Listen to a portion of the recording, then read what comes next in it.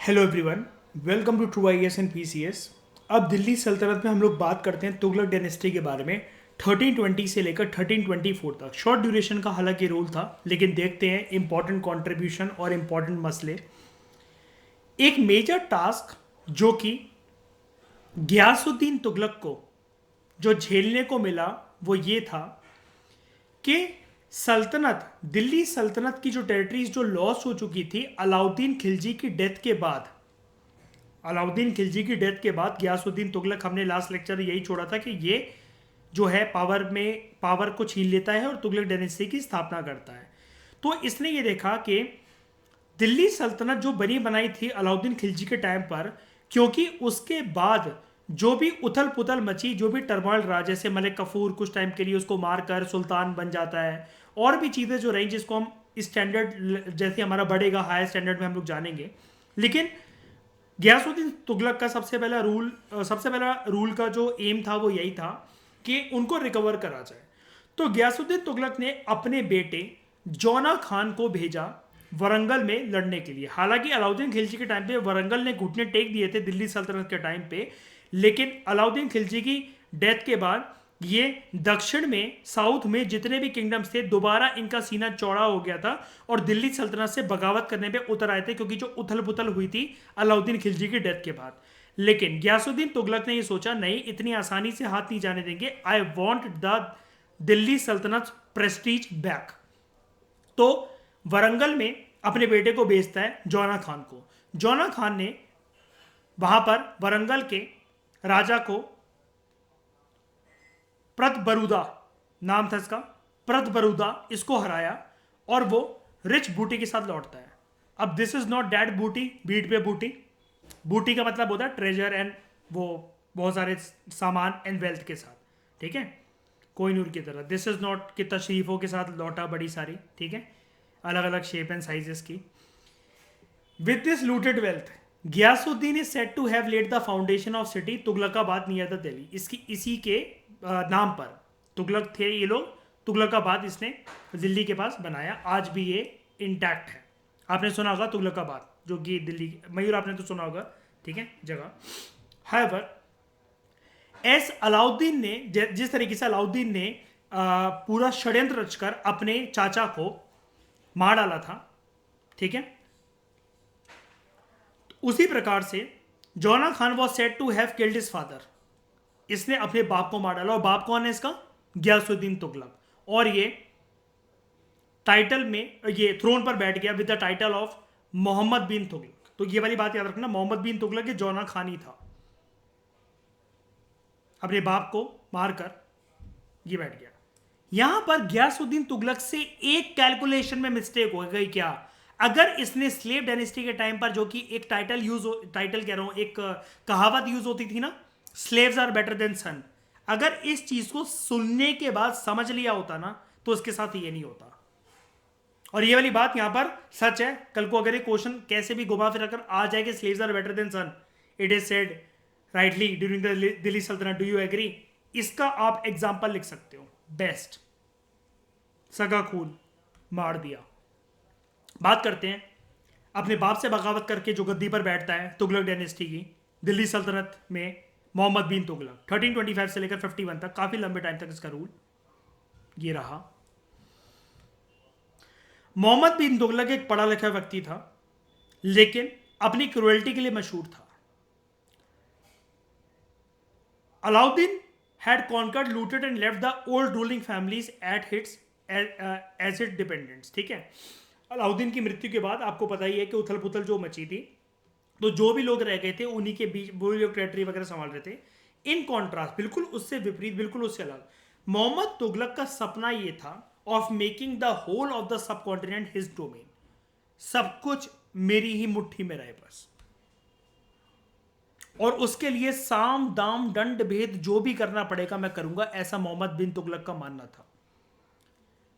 अपने इस सपने को साकार करने के लिए, अपनी सॉवरेनिटी को एक्सटेंड करने के लिए, ही shifted is capital from Delhi से लेकर सेंटर में चला जाता है, बिल्कुल कि दिल्ली से दक्षिण को कंट्रोल करना थोड़ा मुश्किल है, तो दक्षिण में ही जाकर अपना कैपिटल बना लेते हैं देवगिरी, और देवगिरी का नाम भी चेंज कर देता है Daulatabad.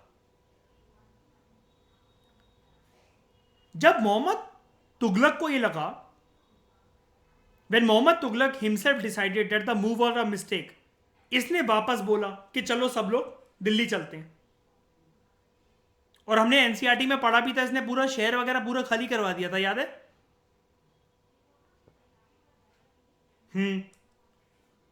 When Ibn Battuta, the Moroccan traveler who was with Sultan, returned to Delhi, Delhi इनको खाली दिखा, बिल्कुल अबंडेंट था, और लोग जो थे नाम मात्र को वहां पर बच गए थे। और इस चीज का बहुत ज्यादा विरोध भी हुआ था, हमने एनसीईआरटी में पढ़ा था, जब एक साइड में हम लोग अलाउद्दीन खिलजी वर्सेस मोहम्मद तुगलक का एक वो देख रहे थे कंपैरिजन। ये जानते हैं इसके बारे में क्या था? ये पूरा इसका जो मार्च था दिल्ली से दौलताबाद और दौलताबाद से वापस दिल्ली, ये 40 दिन का मार्च था दिल्ली से दौलताबाद तक। बड़े सारे लोग जो थे वो इसकी बात पहले मान जाते हैं, कुछ लोगों ने अपने आप को छुपा लिया कि नहीं यार हमें नहीं जाना वहां पर। जब इनको ढूंढा गया तो इनको बहुत क्रूअल्टी के साथ पनिश करा गया, और ऐसा कहा जाता है कि उसमें जो लोग छुपे थे, कुछ लोग अंधे लोग भी थे, जिनको पैरालिसिस भी था, उनको भी बख्शा नहीं गया। Describing the city is spreading over 8 to 10 miles, एक हिस्टोरियन ये मानता है कि सब कुछ यहां पर बर्बाद हो गया था, इतनी इस तरीके से बेरहमी के साथ सब कुछ बर्बाद हुआ था कि एक कुत्ता और बिल्ली तक नहीं बचे थे, ना ही कोई बिल्डिंग, ना ही कोई पैलेसेस, ना ही कोई अर्बन सेंटर्स। मोहम्मद तुगलक ने अलाउद्दीन खिलजी का जो अभी तक सिस्टम चला आ रहा था रेवेन्यू कलेक्शन का, ग्रेन के टर्म्स में टैक्स लिया जाएगा, इसने इसको चेंज कर दिया और इसने ऑर्डर करा कि लैंड रेवेन्यू जो है वो इंक्रीज होना चाहिए, और इसने मनी की फॉर्म में इसको कलेक्ट करा। ये डिजास्टर्स प्रूव हुआ, स्पेशली हम ये सारी बातें हम पढ़ चुके हैं, फेमीन आ गया था यहां पर। जब इसको ये लगा कि जो भी सिक्के हैं और जो चांदी हैं वो इतने पर्याप्त मात्रा में बचे नहीं है सल्तनत के पास कि सिक्कों की, चांदी के सिक्कों की मिंटिंग करी जा सके, गोल्ड के सिक्कों की मिंटिंग करी जा सके, इसने एक टोकन करेंसी कॉपर में इशू कर दी। और लोगों ने इसे भी डिसलाइक करा था, हमने एनसीईआरटी में पढ़ा था, क्योंकि इसे काउंटरफीट करना, नकली ये वाली करेंसी बनाना बहुत आसान था लोगों के लिए, और एंटायर रेवेन्यू सिस्टम इसके टाइम पर कोलैप्स कर गया। व्यापार बहुत ज्यादा सफर हुआ, फॉरेन मर्चेंट्स ने क्योंकि बिजनेस रोक दिया अपना, और सुल्तान को इसके चलते रेजिस्टेंस फेस करनी पड़ी, और उसने फोर्सफुली इनको टोकन करेंसी को विड्रॉ कर लिया। बदले में उसने गोल्ड और सिल्वर कॉइन्स देना शुरू करे इन एक्सचेंज फॉर ट्रेड, लेकिन ये पर्याप्त मात्रा में बचे नहीं थे, और सल्तनत पूरी हो गई कंगाल, बैंकरप्ट। मोहम्मद तुगलक ने लैंड टैक्स को इंक्रीज करा दोआब रीजन में, जिसकी वजह से किसानों ने विरोध करना स्टार्ट करा इसके रूल का। और क्योंकि ये हर रिवोल्ट को बहुत क्रुएल्टी के साथ डील करता था, पीजेंट्स खेती बाड़ी छोड़ के चले गए, ले जा खुद कर ले तू खेती बाड़ी, जा तू और तेरी लोगाई उगा लियो गेहूं अनाज।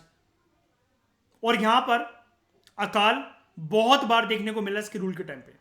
और ये कुछ कॉपर के बेकार से सिक्के थे, जो कि हमें कोई बोले कि ये सिक्के नायाब है रख लो, हम अभी ना लें इसको, तो उस जमाने के लोग तो क्या ही लेते होंगे जब ये फ्रेश बने होंगे। तुगलक ने सुल्तान की तरह फिर भी लेकिन रूल करा लगभग 25 साल तक। अपने इस लंबे रूल के दौरान इसको बड़े सारे रिवोल्ट फेस करने पड़े प्रोविंशियल गवर्नर्स के, जैसे अवध के, मुल्तान के और सिंध के जो गवर्नर थे, इन्होंने बगावत करके मोहम्मद बिन तुगलक से अपने आप को इंडिपेंडेंट सुल्तान घोषित कर दिया, या इंडिपेंडेंट घोषित कर दिया, सुल्तान तो नहीं कहना चाहिए। दक्षिण भारत में बड़े सारे जो स्टेट्स थे, अलाउद्दीन खिलजी के टाइम पे जो घुटने टेकते थे, वो छाती चौड़ी करके इसके सामने खड़े हो गए, क्या वो लड़ो हमसे। जो नया कैपिटल इसने दौलताबाद बनाया था और जो टेरिटरीज कॉन्कर करी थी इसके आसपास, the new Daulatabad and the conquer territories around them were declared independent सल्तनत कॉल्ड बेहमानी किंगडम। यानी कि इसका रिवोल्ट इस प्रकार से था कि लोगों ने इसके सामने किंगडम की स्थापना कर ली थी और ये कुछ भी नहीं कर पाता था। ये पहले एक सोल्जर था सिर्फ एक तुगलक की सर्विस ने, जिसने बेमानी किंगडम फाउंड करा था, जिसके नाम पर ये रखा गया। इट्स फाउंडर आफ्टर हुम इट वॉज नेम। ये सिर्फ एक सोल्जर था तुगलक की सर्विस में। मदुराई ने भी एक सेपरेट किंगडम बना ली। बंगाल भी इंडिपेंडेंट हो गया। और मोहम्मद तुगलक 23 मार्च 1351 को मर जाता है। और हमने देखा था अलाउद्दीन खिलजी के टाइम पर इन सब ने घुटने अपने टेके थे, फिर चाहे वो मदुराई हो, चाहे वो देवगिरी हो, चाहे वो बंगाल हो। फिर बात करते हैं तुगलक रूल के टाइम पे ही सेकंड रूलर की, फिरोज शाह तुगलक। 1351 से लेकर 1388 तक इसका रूल। ये इसका मकबरा है, टॉम्ब है फिरोज शाह तुगलक का, जो कि आपको इमेज में दिख रहा है। फिरोज शाह तुगलक ये बेटा था गियासुद्दीन के छोटे भाई का, और ये मोहम्मद तुगलक की थ्रोन पर आता है इसके मरने के बाद। Firoz Tughlaq could neither suppress revolt, able नहीं था, इसका मतलब काबिल नहीं था, ना ही ये प्रोविंसेस जो कि छीनी जा चुकी थी इससे पहले वाले रूलर के टाइम पर, नहीं उनको ये वापस ले सका। और इसका कोई इंटरेस्ट भी नहीं था दक्षिण की तरफ रुख अपना मोड़ने का, अपनी फौजों का रुख मोड़ने का। बेमानी प्रिंस ने एक बारी तो इसे इनवाइट भी करा था कि दक्षिण भारत में जो भी उथल पुथल चल रही है आप अपनी सेना लेकर आए और यहां पर इस तूफान को शांत करें, लेकिन इसने रिफ्यूज कर दिया, मना कर दिया कि मैं इंटरवीन नहीं करूंगा दक्षिण भारत के अफेयर्स में।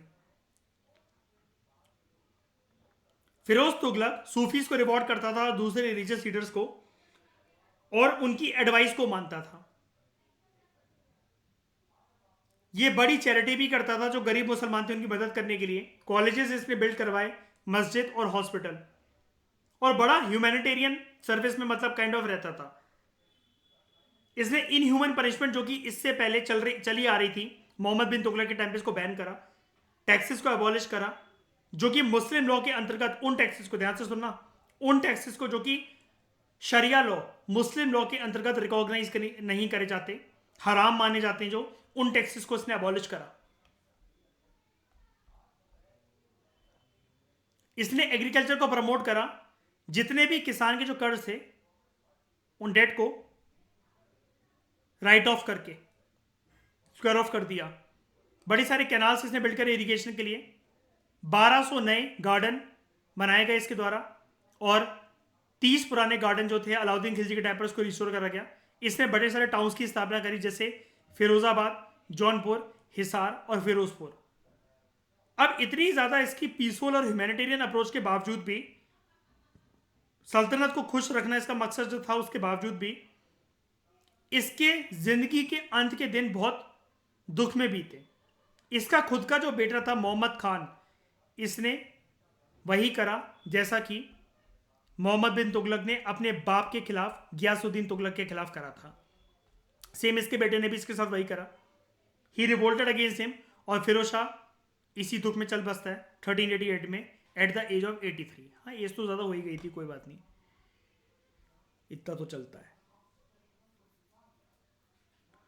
तो ये जो पिंक कलर से मार्क्ड है, ये इसकी टेरिटरी थी। तो काफी ज्यादा आपको ये दिखाया जा रहा है कि तुगलक के टाइम पर टेरिटरीज काफी ज्यादा एक्सपेंडेड थी, इधर से इधर तक काफी ज्यादा।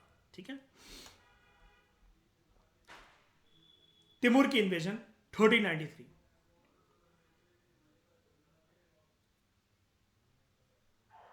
फिरोज शाह तुगलक की मृत्यु के लगभग एक दशक बाद बिल्कुल तबाही मचना शुरू होती है दिल्ली में तिमूर डायनेस्टी से। As the ruler of the region around Samarkand in central Asia, ये सेंट्रल एशिया से आया था। इसने नॉर्थ वेस्टर्न इंडिया के कुछ पार्ट पर रूल करा, इसने और उसकी फोर्सेस ने। टेम्बरलिन डायनेस्टी बोला जाता है इसको। इंडिया की वीकनेस उस टाइम पर, क्योंकि ऑलमोस्ट सारे महान राजा वगैरह सुल्तान जो थे वो मर चुके थे, ये इंडिया एंटर करता है दिसंबर 1398 में और दिल्ली को लूटता है। 1388 में सितंबर के महीने में फिरोज तुगलक मरता है, और 98 में ये तिमूर की इन्वेजन होती है।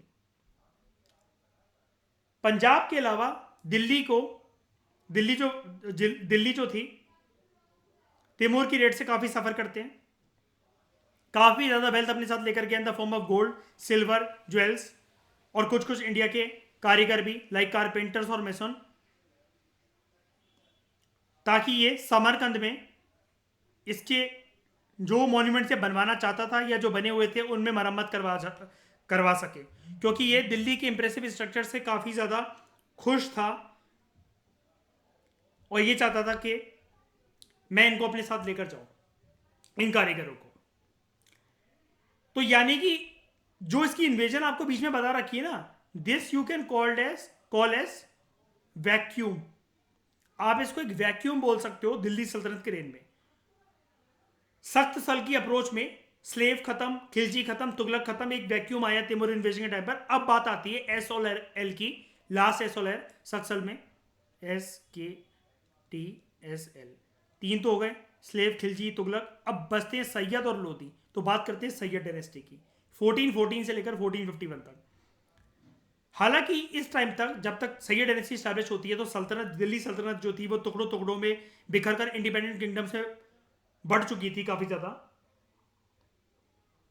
लेकिन 114 साल और सरवाइव कर गई दिल्ली सल्तनत जैसी टर्म, एक नाम, मुगल इन्वेजन से पहले पहले।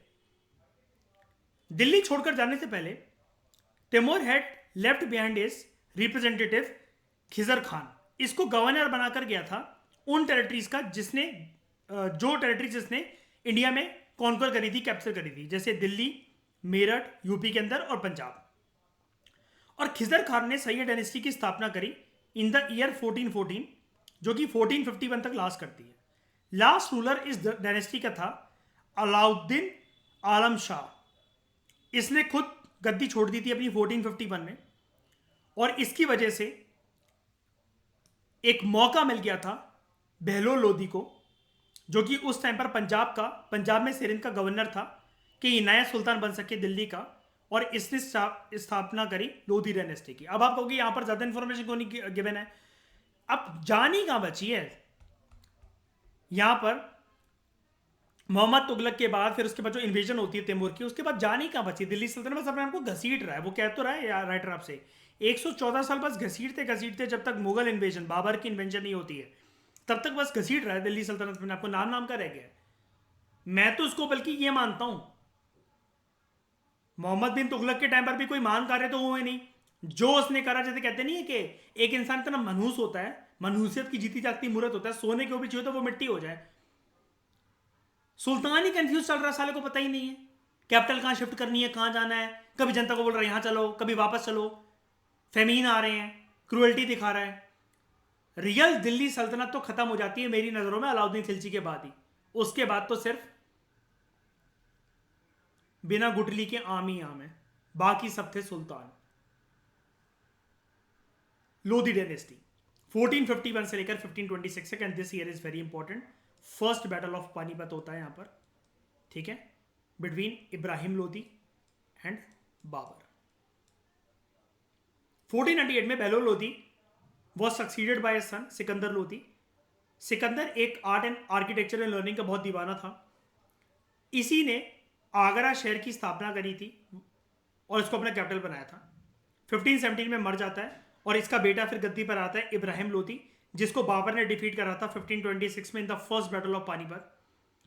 और इसी के साथ साथ लोधी डायनेस्टी के साथ साथ ही लोधी डायनेस्टी की जहां शिकस्त होती है, वहीं दिल्ली सल्तनत खत्म हो जाता है जब बाबर इब्राहिम लोधी को हराता है और लोधी डायनेस्टी को खत्म करके मुगल एम्पायर की स्थापना करता है। हमें इस जमाने में बड़े सारे टर्किश रूलर्स, इन्वेडर्स और मुस्लिम लोग बहुत ज्यादा देखने को मिलते हैं। तो एक बार बात करना लाजमी बनता है हमारे लिए इस्लामिक आर्ट एंड आर्किटेक्चर का, ब्रीफ ओवरव्यू लेना। डिटेल में बात करेंगे नितिन सिंघानिया के आर्ट एंड कल्चर के 4th एडिशन में। जो हाई रैंकिंग मुस्लिम नोबल्स थे, ये जिस भी मतलब एक तरीके से जहां पर भी रहते थे, जो कि इनका इंफ्रास्ट्रक्चर था, उस जमाने के जो भी सोल्जर थे, जो ऑफिसर्स थे, they were the first in the cities and the neighbourhoods.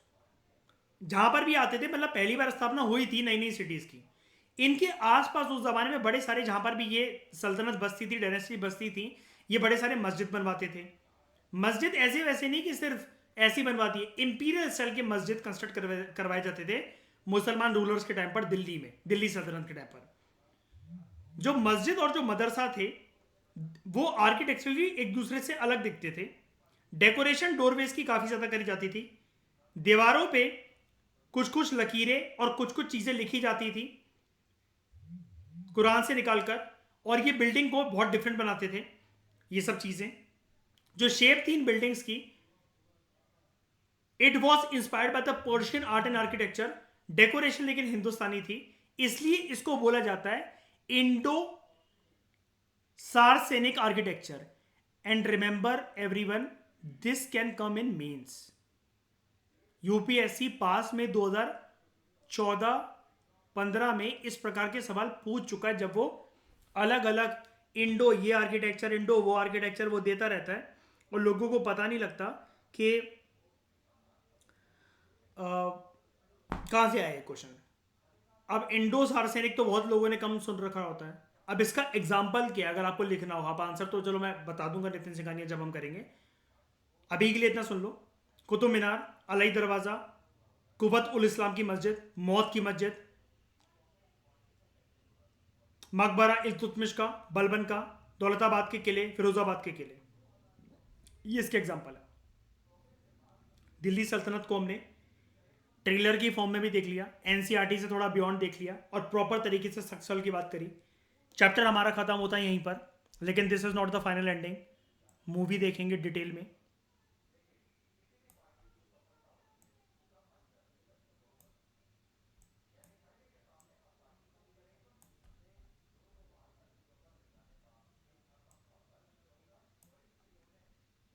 तो ये तो फिलहाल हमारा खत्म हो गया, इसमें कुछ भी नहीं छोड़ा हमने, ठीक है।